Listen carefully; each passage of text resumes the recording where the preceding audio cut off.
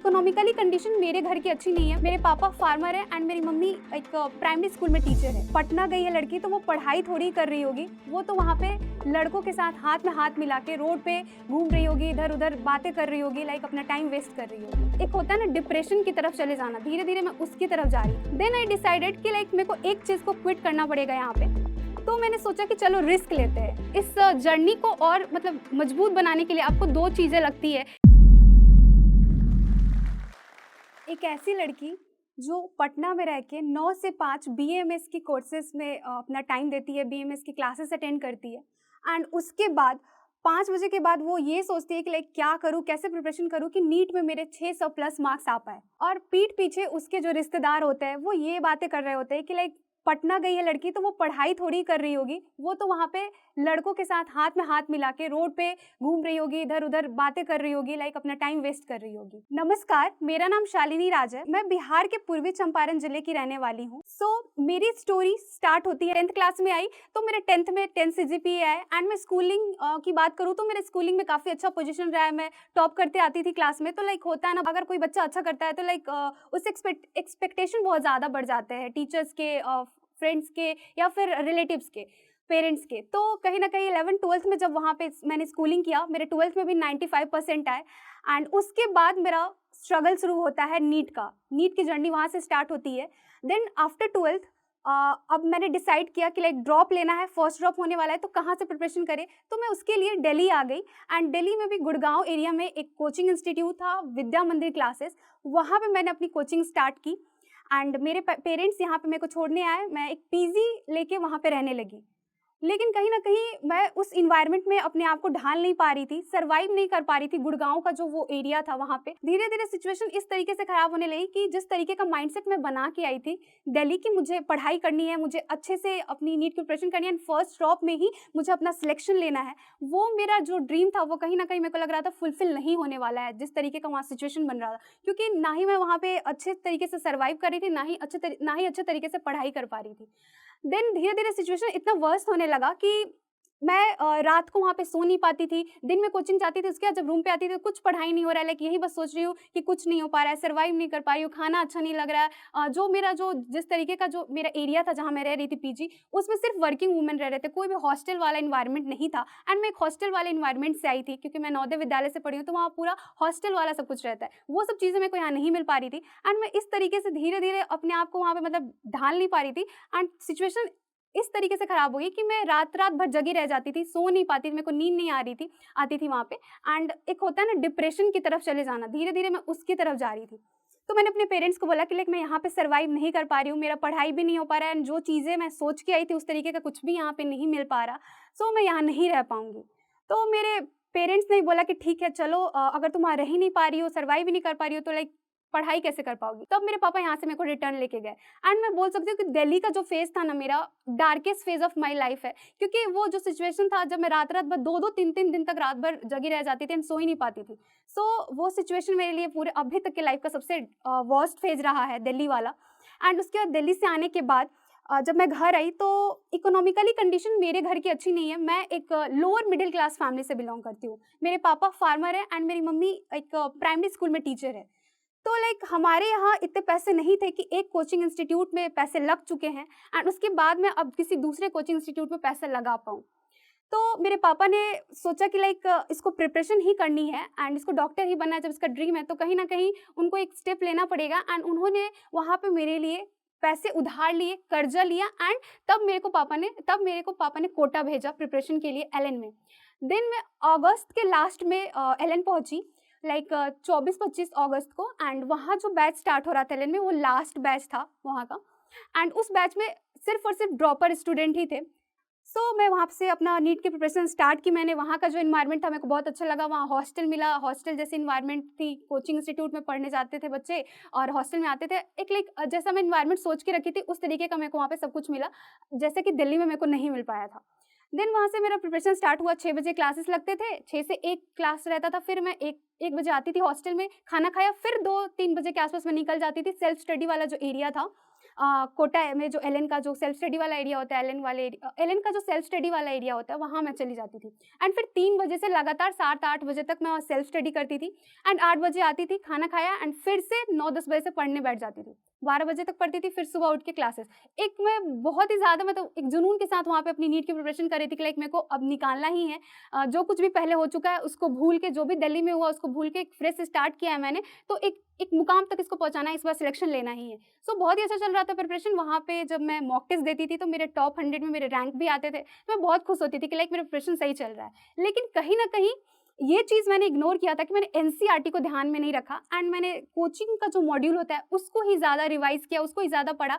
And जो test लेते हैं ना कोचिंग वाले, वो ऐसा फ्रेम करके क्वेश्चन देते हैं कि लाइक मॉड्यूल के ज़्यादा क्वेश्चन होते हैं, तो बच्चों को ज़्यादा मॉड्यूल पे ही ध्यान देना पड़ जाता है। 2020 आते-आते कोरोना का टाइम भी आ गया। देन क्या हुआ कि हमारा सिलेबस तो कंप्लीट हो गया, अगस्त से लेके जनवरी तक हमारा सिलेबस कंप्लीट हो चुका था, लेकिन तब तक कोरोना आ गया और हमारे सारे मेजर टेस्ट कैंसिल हो गए।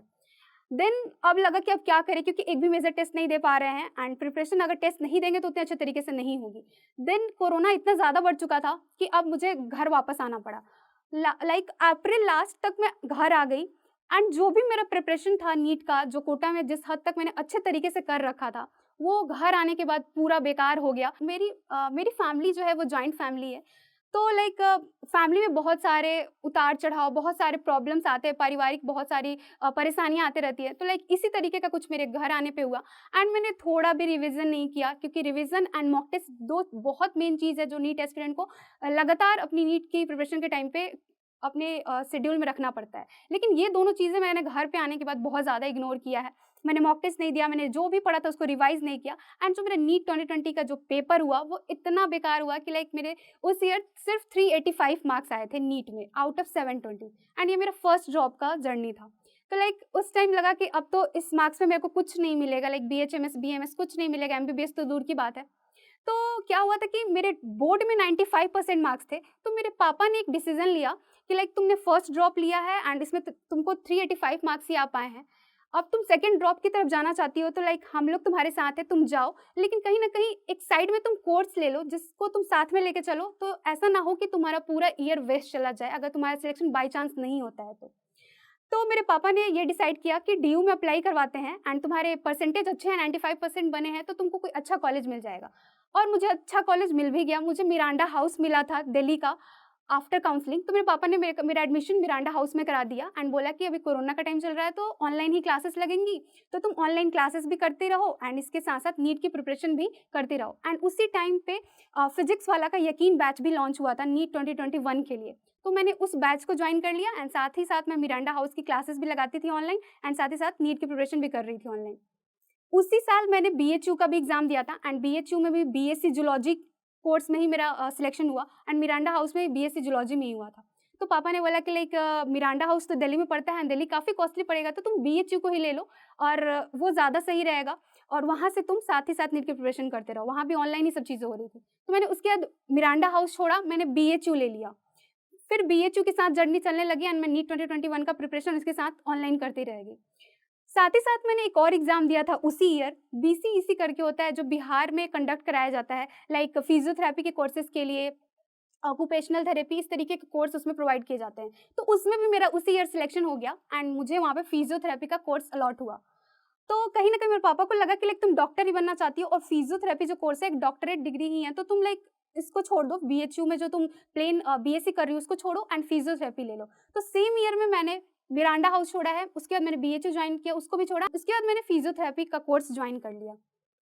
देन उसी के साथ मैं नीट की प्रिपरेशन करने लगी एंड फिजियोथेरेपी में ऐसा था कि उस टाइम तक कोरोना थोड़ा कम हो गया था, तो फिजियोथेरेपी का जो कोर्स पटना में स्टार्ट होने वाला था वो ऑफलाइन ही स्टार्ट होता, कॉलेजेस ऑफलाइन स्टार्ट हो रहे थे। तो हमें ऐसा लगा कि लाइक अब हमें पटना शिफ्ट करना पड़ेगा, क्योंकि क्लासेस अगर ऑफलाइन हो रहे हैं तो अटेंड करने के लिए हमें पटना जाना पड़ेगा, क्योंकि कॉलेज पटना में था। तो मैं पटना आ गई उसके बाद, और जो उसका फर्स्ट ईयर और सेकंड ईयर का क्लास होता है फिजियोथेरेपी का, वो पीएमसीएच में चल रहा था, पटना का जो पीएमसीएच कॉलेज है वहाँ पे। तो मैं वहाँ पे पीएमसीएच में क्लासेस करती थी, 10 से 1 बजे तक क्लासेस लगते थे फिजियोथेरेपी के and after after 1 o'clock मैं आती थी एंड उसके बाद नीट की प्रिपरेशन करती थी। तो इसी तरह चलते रहा नीट 2021 का जर्नी मेरा फिजियोथेरेपी के साथ चला। एंड उस साल भी मैंने बहुत मेहनत की, बहुत सारे मॉक टेस्ट लगाए। नीट की तैयारी में से जितने अच्छे तरीके से हो सकती थी मैंने सब कुछ किया। लाइक मॉक टेस्ट में स्कोर भी बहुत अच्छा आ रहा था, 600 प्लस आ रहा था। तो एक ऐसा हो गया था कि लाइक मेरा इस बार तो सिलेक्शन पक्का हो जाएगा। लेकिन जब मैं पेपर लिखने गई नीट 2021 का, मेरा बायो बहुत ही अच्छा गया। मेरे बायो में 351 मार्क्स भी आए। लेकिन फिजिक्स केमिस्ट्री के पेपर के टाइम पे मैं अपने आप को संभाल नहीं पाई। एंड वो जो एग्जामिनेशन प्रेशर होता है ना, वो मेरे ऊपर बहुत ज़्यादा हावी हो गया। एंड मैंने बहुत ज़्यादा ही सिली मिस्टेक कर लिया फिजिक्स केमिस्ट्री वाले पार्ट में। देन उसके कारण मेरे मार्क्स सिर्फ और सिर्फ 568 आ पाए। एंड मैं बिहार से हूँ, तो आप 600 के नीचे सोच भी नहीं सकते हो कि आपको कोई कॉलेज मिल पाएगा एमबीबीएस के लिए। फिर अब क्या किया जाए, क्योंकि 568 मार्क्स पे ही मैं स्टक हो गई थी। तो अब पापा ने मेरे मेरे पापा ने यहाँ पे मेरे को बहुत ज़्यादा मोटिवेट किया एंड बोला कि देखो तुम्हें कम मार्क्स आए हैं, इसका तुम पछतावा लेके रोते मत रहो। क्योंकि जब जिस दिन रिजल्ट आया था मैं बैठ के रो रही थी। पापा ने बोला कि अब आगे बढ़ना है, बैठ के रोना नहीं है, एंड फिर से लग जाओ नीट के प्रिपरेशन में, क्योंकि तुम कर सकती हो, तुम इतना नज़दीक आई हो। एंड मुझे कभी ऐसा नहीं लगा कि लाइक मैं कर नहीं सकती हूँ, क्योंकि मेरे पेरेंट्स को जब मेरे पे इतना ज़्यादा विश्वास था, तो मैं कैसे हार मान सकती थी। तो फिर से मैं एक बार लग गई। एंड 568 मार्क्स जो मेरे नीट 2021 में आए थे, उससे मेरे पापा ने मेरा एडमिशन बीएएमएस में करा दिया। मेरी काउंसलिंग हुई नीट एग्ज़ाम के बाद। एंड इस मार्क्स से मेरे को बीएमएस का कोर्स अलॉट हुआ पटना में ही कॉलेज है बीएमएस का, वहाँ पे मेरा एडमिशन हो गया। एंड पापा ने बोला तुम फिर से अपनी नीट की प्रिपरेशन भी करो एंड साथ ही साथ बीएमएस के क्लासेस को भी थोड़ा हैंडल करते रहो। यही है कि तुम्हें थोड़ा सा दोनों चीज़ों को मैनेज करना पड़ेगा, और ज़्यादा कुछ नहीं है। तो लाइक ठीक है, मैंने भी सोचा कि चलो एक साल पहले भी मैं पार्शियल ड्रॉप के साथ ही प्रिपरेशन कर रही थी, तो इस साल भी मैं मैनेज कर लूँगी एंड पार्शियल ड्रॉप के साथ मेरा हो जाएगा। जब मैं बीएमएस के कॉलेज में गई, तो मैंने देखा कि लाइक जैसे एमबीबीएस की क्लासेस होती है 9 से लेके 5 बजे तक, सेम वही चीज़ें थी बीएमएस के कॉलेज में भी। एंड मुझे 9 से 5 वहाँ कॉलेज अटेंड करना पड़ेगा, एंड उसके बाद 5 बजे के बाद जब मैं फ्री होंगी, तब मैं अपनी नीट की प्रिपरेशन कर सकती हूँ। तो 2, 3, 4, 5 क्लासेस जाने के बाद मेरे को ऐसा फ़ील हुआ कि लाइक दोनों चीज़ों को मैं उतने अच्छे तरीके से हैंडल नहीं कर पाऊँगी। लाइक नीट की प्रिपरेशन भी अच्छे से कर लूँ और बीएमएस के कोर्स को भी बहुत अच्छे तरीके से पढ़ लूँ। देन आई डिसाइडेड कि लाइक मेरे को एक चीज़ को क्विट करना पड़ेगा यहाँ पे। तो मैंने सोचा कि चलो रिस्क लेते हैं। लाइक अगर कुछ रिस्क नहीं लेंगे तो लाइक सक्सीड नहीं हो पाएँगे। तो मैंने सोचा कि बीएमएस के कोर्स को यहाँ पे क्विट करते हैं एंड पूरा अपना जो फ़ोकस है वो नीट के प्रिपरेशन पे देते हैं। तो मैंने वहाँ पे बीएमएस के कोर्स को छोड़ दिया। एंड मैं यही सोच रही थी, लाइक मेरा अप्रैल में एडमिशन हुआ था एंड अप्रैल से लेके जुलाई में हमारा नीट का एग्जाम होने वाला था, नीट 2022। तो लाइक कोई ज़्यादा बड़ा ड्यूरेशन नहीं था, लाइक 3-4 महीने की बात थी। तो मैंने सोचा था कि अगर मेरी प्रिपरेशन इतने अच्छे तरीके से हो रही है, मैं इतनी नज़दीक आ चुकी हूँ, 568 मार्क्स मैंने नीट 2021 में स्कोर किया है, तो इससे ज़्यादा वर्स तो नहीं होगा, इससे ऊपर ही जाऊँगी मैं, नीचे तो नहीं जाने वाली। तो लाइक रिस्क लेते हैं, इसको छोड़ते हैं एंड आगे की तरफ देखते हैं। लाइक नीट की प्रिपरेशन को जितना अच्छा हो सके, जितना अच्छा मैं बना सकूँ, उतना अच्छा बनाने की कोशिश करती हूँ। एंड मैं यहाँ पे एक चीज़ बोलना चाहूँगी कि पेरेंट्स को लाइक आप अगर अपने बच्चों को नहीं समझेंगे, आप अपने बच्चों के कैलिबर को नहीं पहचानोगे, तो कौन ही पहचानेगा। तो लाइक जो पेरेंट्स आज ये बोल के अपने बच्चों को डिमोटिवेट कर देते हैं कि लाइक छोड़ दो, तुमसे नहीं होगा, फर्स्ट ड्रॉप हो गया, सेकंड ड्रॉप हो गया, तुमसे नहीं हो पा रहा है, तुम तो कर ही नहीं सकती हो, वहाँ पे उनको ये चीज़ ना बोल के अपने बच्चों को मोटिवेट करना चाहिए, अपने बच्चों को एक गाइडेंस प्रोवाइड करना चाहिए, एक इमोशनल सपोर्ट देना चाहिए। तो मेरे पापा ने ये सारी चीज़ें मेरे को प्रोवाइड की, एक इमोशनल सपोर्ट, एक मेंटल सपोर्ट, हर चीज़ों को। मतलब मेरी आर्थिक स्थिति मेरे घर की अच्छी नहीं है, लेकिन कभी मेरे पापा ने ऐसा नहीं बोला कि लाइक सिचुएशन अच्छा नहीं है, पैसा नहीं है घर में, तो तुम छोड़ दो, तुम प्रिपरेशन मत करो, शायद हम तुम्हें डॉक्टर नहीं बना पाएंगे, कभी ऐसा नहीं बोला। एंड इसी के साथ साथ मैं नीट 2020 की प्रिपरेशन करती गई, जितना मेरे तरफ से अच्छा हो सकता था मैंने सब कुछ किया। लाइक मेरा जो सिली मिस्टेक का प्रॉब्लम था नीट 2021 में, उस पर भी मैंने बहुत वर्क किया। मेरे पापा ने मेरे को बहुत सारी चीज़ें बताई, बहुत सारी टेक्निक्स दी कि लाइक जो सिली मिस्टेक है ना, जैसे तुम खाना खाते हो तो कुछ ना कुछ वो होता है ना, अन्न का दाना नीचे गिरता ही है, तो उसी तरीके से सिली मिस्टेक भी है। लाइक तुम अगर क्वेश्चन बनाओगे तो कुछ ना कुछ गलतियां, तुम अगर कुछ करने जाओगे तो कुछ ना कुछ गलतियां होती होंगी ही। तो लाइक उसको मिनिमाइज करना है। लाइक खाना खाते तो ध्यान देना है कि कम से कम अन्न का दाना नीचे गिरे। उसी तरीके से है कि तुमको सिली मिस्टेक होंगी, तुमसे होंगी, तो कहीं ना कहीं तुमको अपने तरीके से कोशिश करनी है कि जितना कम से कम हो, उतना कम सिली मिस्टेक हो एग्जाम में। तो इसी तरीके से मैंने नीट 2022 की प्रिपरेशन फिजिक्स वाला के यकीन बैच से ही की। एंड उस ईयर मेरे नीट 2022 में 620 मार्क्स आए। एंड आफ्टर 620 मार्क्स मैं ऐसे श्योर हो गई थी कि लाइक मेरा सिलेक्शन इस बार एमबीबीएस के लिए होने जा रहा है। एंड सब लोग बहुत ज़्यादा खुश थे। लाइक जो जब आप इतना फेल्योर का देखते रह जाते हो ना, फर्स्ट फेल्योर, सेकंड फेल्योर, उसके बाद होता है कि थोड़ा सा डिमोटिवेशन वाला मन में आ जाता है कि लाइक अब तो नहीं हो सकता है, अब तो नहीं कर सकते। लेकिन मेरे अंदर ऐसा कुछ नहीं लगा कि लाइक अब मैं नहीं कर सकती। मेरे को बस यही लगता था कि मैं कर सकती हूँ, मेरे अंदर कैलिबर है। जब सब बच्चे कर रहे हैं, सब बच्चे निकाल रहे हैं, तो लाइक मेरे में ऐसा क्या कमी है कि मैं नहीं कर सकती। जिस दिन मेरा नीट 2022 का रिजल्ट आया था, लाइक वो दिन सबसे ज़्यादा मेमोरेबल डे है अभी तक मेरे लाइफ का।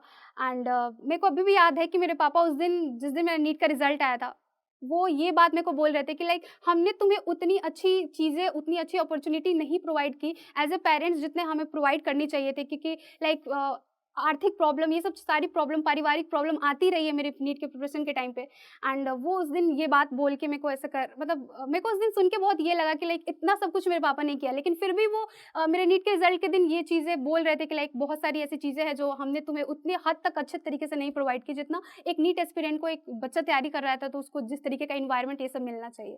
तो लाइक मैं सभी नीट एस्पिरेंट से यही बोलना चाहूँगी कि लाइक मेरे को इतना सब कुछ मिला। लाइक मेरे को बीच में मिरांडा हाउस मिला, मेरे को बीएचयू मिला, मेरे को फिजियोथेरेपी का कोर्स मिला, बीएमएस मिला। मैं चाहती तो वहाँ पे भी क्विट कर सकती थी एंड उन सब चीज़ों में अपना करियर बना सकती थी। लेकिन जो एक ड्रीम होता है ना, जो एक दिल में बस जाता है कि नहीं एमबीबीएस ही करना है, तो लाइक वो छोड़ नहीं पाते हैं हम लोग बीच में।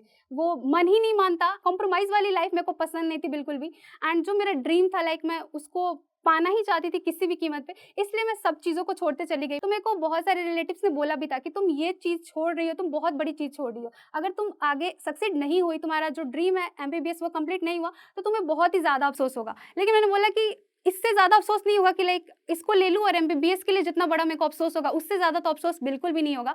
एंड ये मेरा ड्रीम नहीं था। मेरा ड्रीम एमबीबीएस है, मेरा ड्रीम मिरांडा हाउस, बीएचयू ये सब नहीं है। इसलिए मैं सब चीज़ों को छोड़ती गई एंड जो मेरा ड्रीम था, अल्टीमेट जो मेरा गोल था एमबीबीएस, एट लास्ट वो मेरे को मिल गया। तो मैं लास्ट में यही बोलना चाहूँगी कि लाइक आप जब निरंतर आप प्रयास करते रहोगे, निरंतर उस पाथ पे चलते रहोगे एंड गिव अप वाली टेंडेंसी अपने अंदर कभी नहीं आने दोगे ना, तो आप दुनिया का कोई भी एग्ज़ाम है, कोई किसी भी तरह का कॉम्पिटिशन है, आप ज़रूर क्रैक कर सकते हो। एंड इस जर्नी को और मतलब मजबूत बनाने के लिए आपको 2 चीज़ें लगती है किसी भी एग्ज़ाम को क्रैक करने के लिए। पहला वो है कि आपके अंदर ईमानदारी होनी चाहिए, डेडिकेशन होना चाहिए, मतलब एक ऑनेस्ट वे में आपको अपनी किसी भी एग्ज़ाम की प्रिपरेशन करनी होती है। एंड दूसरी चीज़ कि आपके साथ एक ऐसा आदमी हो जो आपको हर एक सिचुएशन में सपोर्ट करने वाला हो। वो आपके पेरेंट्स हो सकते हैं, आपके फ्रेंड्स हो सकते हैं, आपका कोई गार्जियन हो सकता है, आपका बहन हो सकती है, आपकी सिस्टर हो सकती है, आपकी ब्रदर हो सकते हैं। लाइक कोई भी ऐसा पर्सन आपके साथ है ना, जो आपको हर एक सिचुएशन में ऐसा कहने वाला है कि तू करना, मैं तेरे साथ हूँ, तेरा हो जाएगा, इस तरीके से मोटिवेट करने वाला हो। तो ये 2 चीज़ें अगर आपके साथ है तो आप दुनिया का कोई भी एग्ज़ाम क्रैक कर सकते हो। सपना एक देखोगे, मुश्किलें हज़ार आएँगी। सपना एक देखोगे, मुश्किलें हज़ार आएँगी, लेकिन वो लम्हा बहुत खूबसूरत होगा जब कामयाबी शोर मचाएगी। तो आपको भी निरंतर प्रयास करते रहना है, निरंतर कोशिश करते रहनी है, कभी भी हार नहीं मानना है। एट द लास्ट मैं जोश टॉक नीट को शुक्रिया अदा करना चाहूँगी कि उन्होंने मुझे मौका दिया ताकि मैं अपनी नीट की स्ट्रगलिंग स्टोरी आप लोगों के सामने रख पाऊँ। एंड आप प्लीज़ कमेंट सेक्शन में ज़रूर बताइएगा कि आपको मेरी जर्नी की कौन सी पार्ट बहुत ही अच्छी लगी।